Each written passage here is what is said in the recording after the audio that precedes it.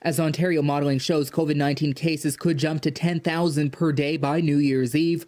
Doug Ford and his government are enacting new measures to try and slow the spread of this new wave. As of last weekend, settings in the province, including restaurants, bars, gyms, personal care settings, and more, will all be capped at 50% capacity. Changes are also coming to how many people are allowed in private gatherings, with 10 people allowed indoors and 25 outdoors. The measures and a rise of COVID-19 infections couldn't come at a worse time, with Christmas just a week away. The decision to limit people's ability to gather, especially during holidays, is an extremely difficult one to make. And I know these measures will have an impact on businesses during the important season. That's why Ontario joins Quebec's call for the federal government to expand supports for businesses and workers. And we're prepared to do our part as well.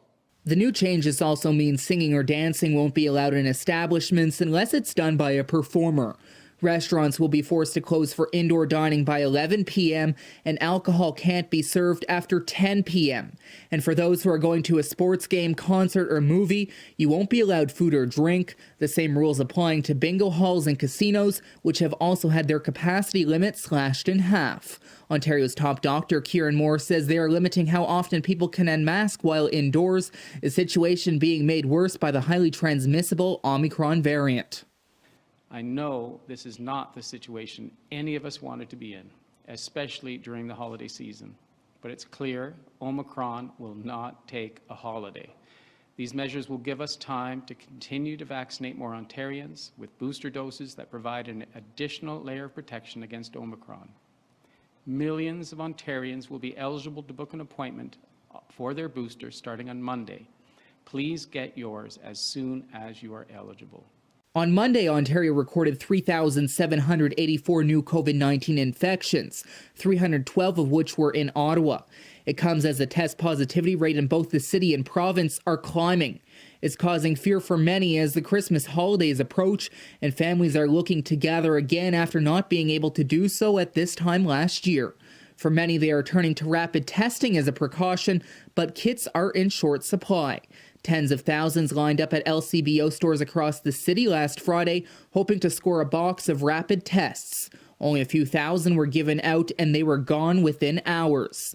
It's almost also currently impossible to book a PCR test in Ottawa, with the city's health unit warning tests may only be given to essential workers.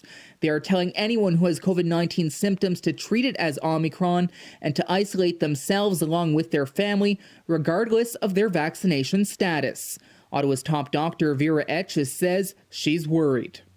So the spread of Omicron has overwhelmed our testing resources in the region. The testing task force and our hospital partners, they're working diligently to develop solutions. However, the testing capacity will not keep up with COVID-19 as it grows like this. For many, this time feels like deja vu, almost as if we boarded a time machine back to March 2020. But health experts say that's not the case.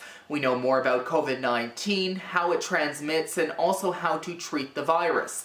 And of course, the best defense we now have is vaccines, with third shots now going into arms. But no matter how you look at this situation, one thing's for certain, it's going to be a very difficult and dark winter ahead. Charlie Sanjuaya News, Ottawa.